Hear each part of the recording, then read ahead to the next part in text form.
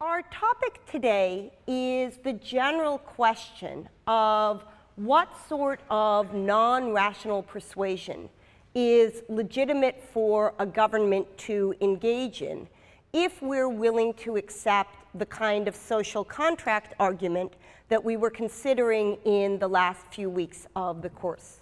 So you'll recall that starting with the account of justice that's offered in Plato's Republic and continuing with the account of the state of nature that we get in Hobbes, each of our authors has suggested that it is in our self-interest, in a way that we would reflectively endorse governmental structures, to give up some of our freedoms in order to guarantee a certain sort of stability. But the sorts of constraints that we considered in the earlier discussions of this concerned explicit laws. They concerned ways in which we contract into regulations that we recognize as holding upon us, and that we endorse because we see the rational reason for contracting into them. The argument that Hobbes makes appeals to the notion of the prisoner's dilemma, which is a paradox of rationality.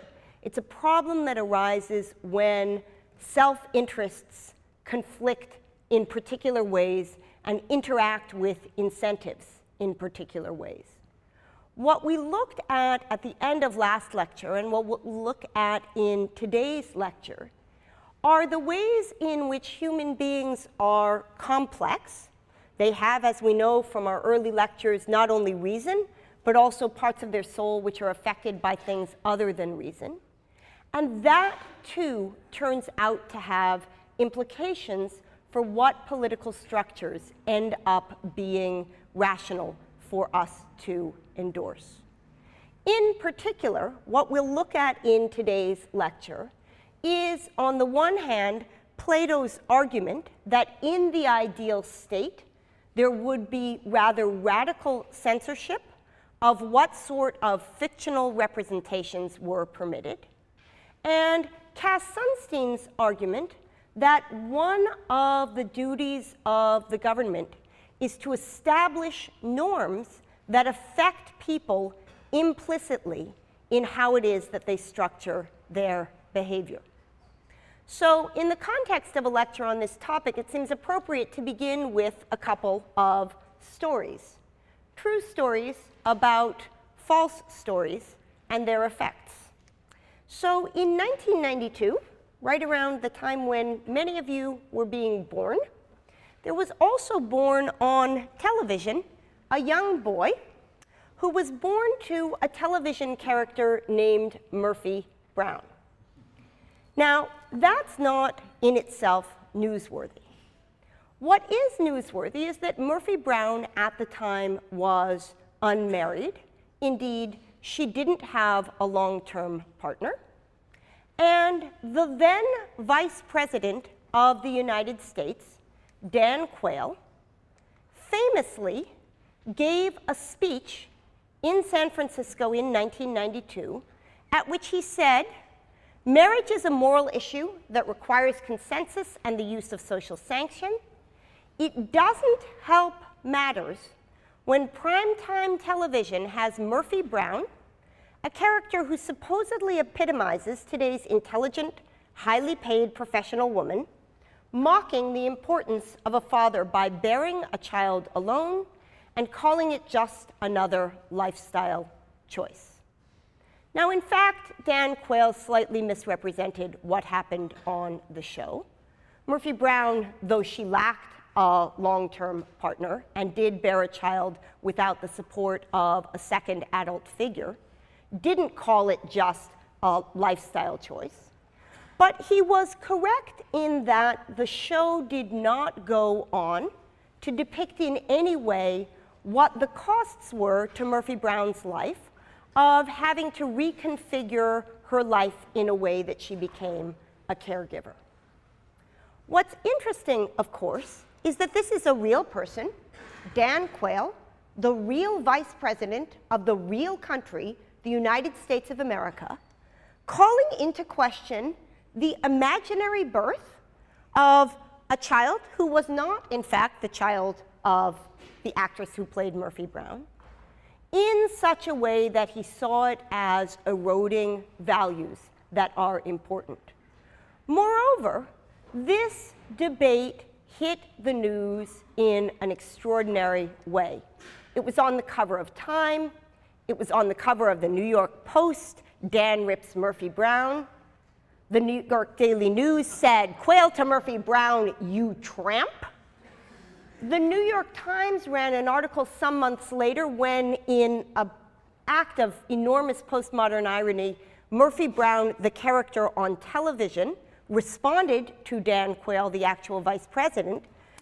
And the New York Times offered an article that began with the paragraph, "Almost everyone who watches television is aware that Murphy Brown responds tonight to Vice President Dan Quayle, who helped push family values to the forefront of the 1992 presidential campaign by criticizing the show's leading character last spring for having a child out of wedlock."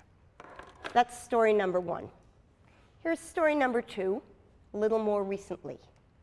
In 2002, the television show 24 had, depicting the President of the United States, a man of African descent. In 2007, that same show depicted the President of the United States as a woman.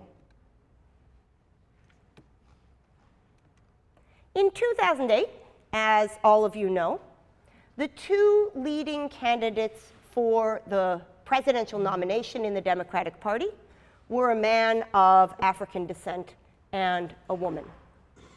And the commentators who look at elections were commonly saying things like this blog from Newsweek says.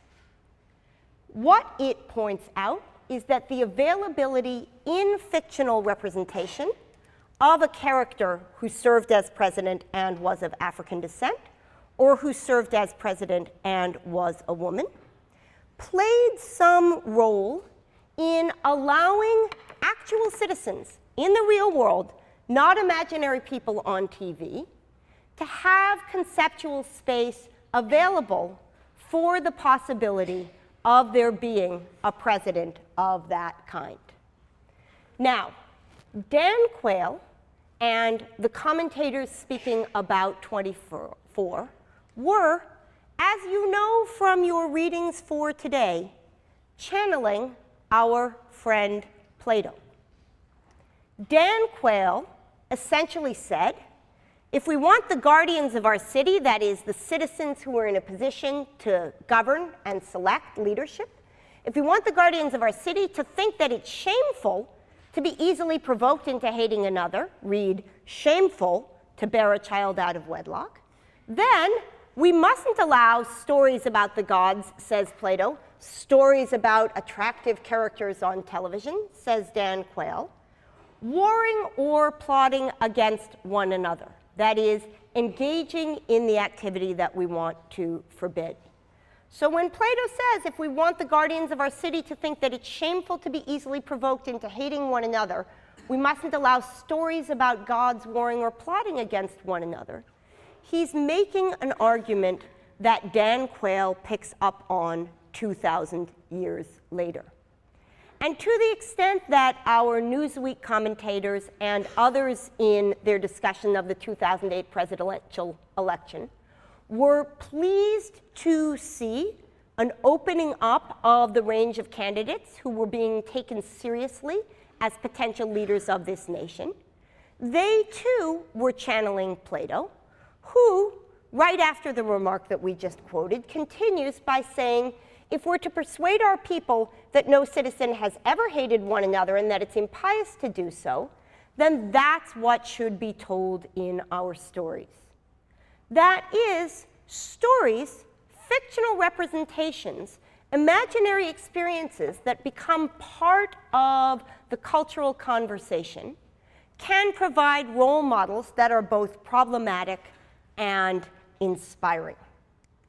Now, the puzzle that this raises, if we think only in terms of rationality, is the following. How can something that we know to be fictional affect our actual behaviors and attitudes? It's not as if people watching 24 thought that David Palmer was actually the President of the United States. It's not that people watching Murphy Brown thought that the character played by Candice Bergen had actually had a child. People were profoundly aware that these were fictional representations. And even young children are remarkably good at separating pretense from reality. If you engage in an imaginary tea party with a young child, where you pour imaginary tea into a series of cups out of an actually empty teapot, the children are perfectly ready to agree that the cups are full in the context of the pretense. But no child who is thirsty thinks that you can actually get something to drink by lifting one of those up and bringing it to your mouth. If you engage in a game with a child where you make cookies out of Play-Doh, children are shocked and upset if you actually try to bite into one. And adults, too, have the capacity to determine what's merely imaginary and what's actual. Well, they have the capacity with one part of their soul. The response to the puzzle that gives rise to the concerns that Plato and Dan Quayle and our bloggers articulate is that the way that fiction causes problems is by affecting the non-rational parts of the soul in ways that are not easily subject to rational regulation or control. Now, this structure is already familiar to us from our general discussions of parts of the soul. We know from our lecture in January that if I stand on a glass surface above the Grand Canyon and look down beneath me and see the roaring Colorado River, though my rationality tells me that I am safe, the non-rational parts of my soul are affected by this visual stimulus in a way that causes me to tremble. And even if I tell you and convince you that what looks to be a box of kitty litter is in fact a box containing chocolate cake covered with coconut and Tootsie Rolls, though the rational part of your soul may believe me, it has a rather difficult time regulating the other parts. So too in the series of puzzles that we looked at in the context of the heuristics and biases tradition. If I present you with a choice where you're trying to get a red ball between a bowl that contains 9 white balls and 1 red one, or a bowl that contains 92 white balls and 8 red ones, though the rational part of your soul is profoundly aware that you have a 10% chance over here and an 8% chance over there, it is nonetheless the case that if I put you under cognitive load in such a way that your rational part isn't in a position to make the decision, you will be drawn towards the bowl with more rather than towards the bowl with a higher proportion. Reason isn't sufficient to regulate the non-rational parts of the soul. And again, in the context of our discussion of temptation, of weakness of the will, here's Ulysses tied to the mast, rationally committed to making his way past the sirens, but unable to do so without either blocking his ears to prevent himself from hearing the temptation or tying himself to the mast in such a way that he's unable to act on it. Plato says roughly this when he identifies what it is that's so problematic about fictional representation. He says, the imitative poet appeals to a part of the soul that is inferior. Recall, Plato has the hierarchy: reason, spirit, appetite. He arouses, nourishes, and strengthens this part of the soul, and so destroys the rational one. He puts a bad constitution in the soul of each individual by gratifying the irrational part of the soul. So the fact that we know something to be fictional with the reason part of our soul isn't sufficient to prevent it from affecting us in other ways. In particular, Plato is worried about 3 ways that fiction can problematically affect the soul, and importantly, willing to forgive a 4th. And looking through the details of that will allow us to get a better sense of Plato's picture. So what is it that Plato is worried about when he's worried about fiction's capacity to affect the non-rational parts of the soul? He's worried, first of all, about the sort of thing that Dan Quayle was worried about, that observing a particular circumstance in a fictional representation and then reasoning about it as an available way of life may lead to mischosen role models. He's worried even more profoundly when we observe something in a fictional context, and because we explicitly recognize it as fictional, allow ourselves to respond to it in a way different than we would if it were actual, but such that it affects us profoundly emotionally in a way that changes our attitudes of approval or disapproval. What he's not worried about, and this will be crucial to the larger argument that I'm making, is playful imitation. Cases where, not just at the level of rationality, but also with regard to the parts of our response system that aren't subject to rational regulation, we engage with the material somehow at a distance. There is available to us, recognizes Plato, a capacity for playful imitation. And it's the contrast between this and the 4th, the thing that Plato finds most problematic, that will help us get to the heart of Plato's picture.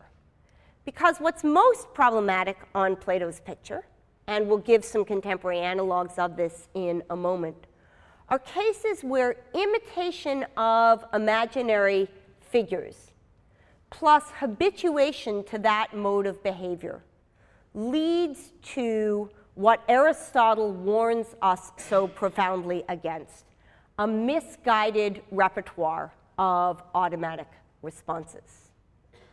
So in order to make sense of this rather subtle argument of Plato, it's helpful for us to take a step back and remember where it is situated in the argument of the Republic as a whole.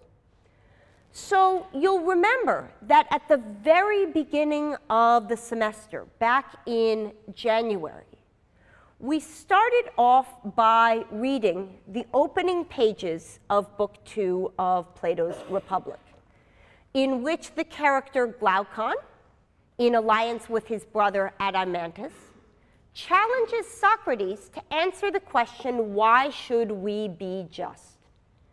And Glaucon and Adeimantus together present 3 kinds of arguments, 3 kinds of contentions in favor of the view that justice is not something that we engage in for intrinsic reasons, but only something that we engage in because as a matter of contingency, it happens to be instrumentally valuable.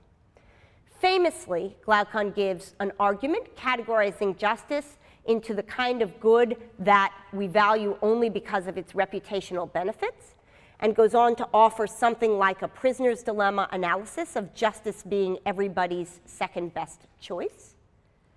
He then presents a fictional story, the story of the Ring of Gyges, followed by the story of the pair of statues, which is meant to persuade in a different way. And finally, Adimantus points out a continuity between what's represented in the context of the fictional stories and what's represented in the context of common sayings. Where does the argument that Socrates provides back then begin? Does Socrates respond directly to 1 and 2 and 3, to the 3 rather precise arguments that Glaucon and Adimantus have presented? No. What he does is to introduce the larger framework for thinking about these questions, the analogy between the person and the city, a discussion subsequently in Book 2 that we didn't read of 2 kinds of cities there might be, and then ultimately in the context of Book 4, he introduces the 3 parts of the city and the 3 parts of the soul. That is, he says that just as in the ideal city, there are guardians and soldiers and workers, so too in the individual, there is reason, spirit, and appetite. And you may remember, back when there was so much snow on the ground that there was no way to represent humanity other than in the form of a snowman, that we looked at this parallel in some detail. We looked at the way in which the smallest directive part of the soul is reason, the middle is spirit, the bottom is appetite, and that corresponding to these are auxiliaries, soldiers, and guardians. Now, in order to see what's going on in the discussion in books 3 and 4 that we read for today about the censorship of poetry and the discussion in book 10 about the censorship of poetry, we need to recognize something really extremely interesting about what happens next in book 2. So remember, we have Glaucon's challenge, why should we be just? And Socrates' rather bizarre answer, which involves the invocation of the city-state analogy. What happens next is that Socrates goes on to provide an account of how it is that the guardians should be educated. And the kind of education that he is concerned with is the education of the non-rational parts of the guardian's soul. What's going on here is Plato's recognition that given the picture he has of the state, just as argument alone, as Aristotle would say, is not enough to make men good, rather we must cultivate in them certain kinds of habits, so too suggests Plato by putting the education of the guardians immediately after the discussion of the nature and value of justice, so too is it crucial in thinking about the structure of the state to think not only about what laws look like, that which regulates by means of reason, but also what non-rational influences look like. So, says Plato, turning to the education of the guardians, the very first question we need to ask when we think about what the ideal state looks like is the question, what does the early education, the cultivation of appropriate spirit and appetite in the guardians, look like? And only once that is in place are we in a position to turn to that which is most valorized by Plato in his discussion, the cultivation of reason. So let's hear exactly what Plato has to say about early education. And in pointing this out to you, I want to remind you of something that I mentioned last lecture about the Nozick and the Rawls. You'll recall that I mentioned to you that in the entire index of A Theory of Justice and in the entire index of Anarchy, State, and Utopia, there are 2 references to children. There are basically no discussions of education. Whereas the very first thing that Plato starts with in his discussion of the ideal state is this. For the guardians, he asks, what will their education be? You know, don't you, that the beginning of any process is most important, especially for anything young and tender. It's at that time that it is most malleable and takes on any pattern one wishes to impress on it. Shall we carelessly allow the children to hear any old stories and to take beliefs into their souls that are opposite to the ones we think they should hold when they are grown up? And this being a Socratic dialogue, his interlocutor says, we certainly won't. And Socrates continues, then we must first of all supervise the storytellers. We'll select their stories whenever they are fine or beautiful and reject them when there aren't. Nurses and mothers will shape their children's souls with their stories much more than they shape their bodies with their handling. There was recently a conversation about this familiar character, Mr. Cookie Monster, who, in keeping with remarks like the one Socrates just made, began singing songs like, a cookie is a sometimes thing, and began appearing in videos about healthy foods. It is the recognition that early narratives play a strangely formative role in the attitudes of young people that would lead to this sort of change. So Plato's first concern is the one that I identified, the idea that you will be presented with a role model whom you will problematically accept as a reasonable way of existence.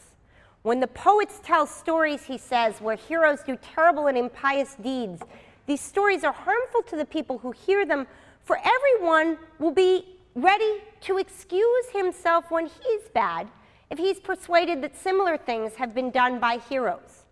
For that reason, we must put a stop to such stories, lest they produce in youth a strong inclination to do bad things.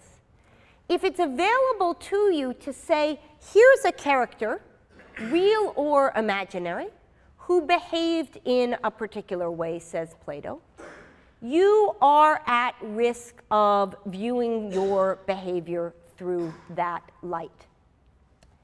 Even more dangerous, however, is the fact that it is possible, because of our complicated relation to fiction, to respond to something imaginary in a way just different enough to distort our experience, but just similar enough to affect us implicitly. Listen and consider, says Plato famously in Book 10, when even the best of us hear Homer or some other tragedian imitating one of the heroes or making a long lamenting speech or beating his breast, we enjoy it.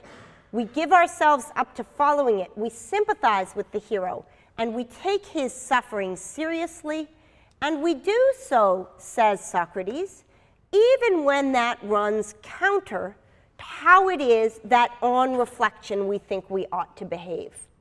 When one of us, he continues, suffers a private loss, you realize the opposite happens. We pride ourselves if we're able to master our grief. Is it right to look at someone behaving in a way we would consider unworthy and shameful and enjoy and praise it rather than being disgusted by it? And he goes through and runs with another series of emotions about this. He says, just as we can do this for sadness, so too we appreciate in the context of fiction buffoonish humor. We appreciate in the context of fiction certain kinds of outrageous behavior. But we are, he says, exactly the wrong distance to be safe. Our relation to fiction in this regard is paradoxical. On the one hand, there's sufficient difference between fiction and reality that we let our emotions run loose. Reason says it's just imagination. It doesn't matter how I respond to it. This isn't reality. This isn't reflective of who I am. But to the extent that there is sufficient similarity between the two cases, to the extent that the distancing happens only at the level of reason, there is a risk of contagion. And we can see that perhaps most profoundly by contrasting the sort of cases that Plato is worried about with the sort of cases that he is ostensibly not. So in Book 3, Plato concedes that there are certain contexts in which it seems to be okay to engage with imagination, to engage with fiction.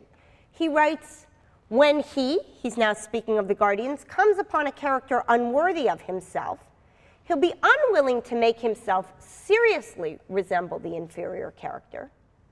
Rather, he'll be ashamed to do something like that unless it is in play. And it does seem, and it's an extremely interesting fact about human beings, that we are capable in some contexts of taking a genuinely play stance. In my section, when I played Prisoner's Dilemma games, the poor freshman who played against me, who's seated here in the third row, didn't understand that I was playing for play, which meant that I was playing for real, which meant that I defected every single round. And she lost a lot of money, and I gained a lot. Now, in so doing, it is my sense that I had removed myself from a domain where contagion was a risk. That not just at the level of thinking about my engagement, but even in the engagement itself, there was a sort of ironic distance. Some fictional representations cause us to bear that to at least part of their content. In Monty Python, when you watch Sir Lancelot chop off the arms and then the legs of the Black Knight, who is leaping around bleeding, it is not, I take it, the case that there is even a small risk of contagion to actual cases of lost limbs, but rather that a certain kind of playful stance is being taken. At least that is until it is disrupted. I was, for very good reason, taken to task on the feedback page by one of the students in this class for presenting playfully in lecture, in the context of our discussion of punishment, an example of somebody who aimed to shoot somebody and failed or succeeded at his aim on a day after there had been a shooting in New Haven. Sometimes the reality that surrounds a situation makes it almost impossible because of the way in which it permeates our non-rational responses, makes it almost impossible for us to take a playful stance. But the fact that we're able to move in and out of this attitude is, I think, one of the most perplexing and interesting facts about human beings. What's undeniable is that in addition to being able to engage in this sort of distant imitation, this sort of playful, non-habituating copying, we are also capable of engaging in imitation that gives rise to habituation. So Plato writes, "Our guardians must imitate from childhood what is appropriate to them, namely people who are courageous, self-controlled, and pious. They mustn't be clever at doing shameful actions, lest from enjoying the imitation they come to enjoy the reality. Or haven't you noticed that imitations practiced from youth become part of nature and settle into habits of gesture, voice, and thought?" Crazy? Well, here's an article from last week's New York Times discussing the video game Madden NFL 12. Do any of you play this online game? Excellent. So what is the feature of Madden NFL 12 that struck the New York Times as interesting? It was this. In the new version of Madden NFL 12, a player who gets a concussion is automatically eliminated from play. Ever since the seriousness of concussions became apparent on a national scale, reads this article from April 2nd, the primary message for young football players, if you get a concussion, get off the field for the rest of the day, has been one of the most difficult for youngsters to accept and execute. That reality will soon be aided by fantasy. It's like it's channeling Plato. Madden NFL 12, the coming version of the eerily true to life NFL video game played by millions of gamers, will be realistic enough not only, it says, to show players receiving the concussions, but also to show that any player who sustains one is sidelined for the rest of the game, no exceptions. So fantasy in the aid of social regulation. Here's another example. How does the US military train soldiers for the battlefield? Some of what it does is obviously to cultivate their bodies in such a way that they have the strength and stamina to engage in certain sorts of behaviors. But one of the primary modes of training is through video games. So here is a group of soldiers playing a game that was initially just used as a part of a recruiting video for the US Army, a recruiting tool called America's Army, and subsequently got developed into a training tool for soldiers themselves. Here's a group of soldiers engaging in video game practice. And here's an article in the Washington Post from a few years ago. Virtual reality prepares soldiers for real war. One blistering afternoon in Iraq, while fighting insurgents in the northern town of Mosul, Sergeant Cinque Suarez opened fire with his .50 caliber. That was only the second time, he says, that he ever shot an enemy, a human enemy.